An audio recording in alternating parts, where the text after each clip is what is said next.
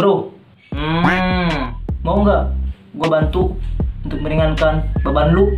Ya lah. Ya mau lah. Gimana caranya?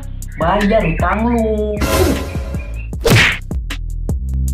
Bro, gue mau ngomong sesuatu nih. Ngomong apa emang bro? Gak jadi. Soalnya lu malah fokus main game ah. Ayolah, jangan sungkan. Kan kita udah sahabatan 10 tahun. Oke deh bro. Utang lu yang kemarin belum sempat dibayar ya? Apa bro? Gak kedengeran. Apa? Bro, minjem duit dong. Emang butuh berapa sih? Sama kayak lo yang dulu pernah minjem ke gue. Bro, udah makan belum?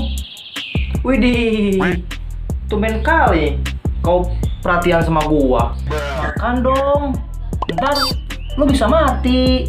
Terus lo takut kalau gua mati gitu? Enggak sih.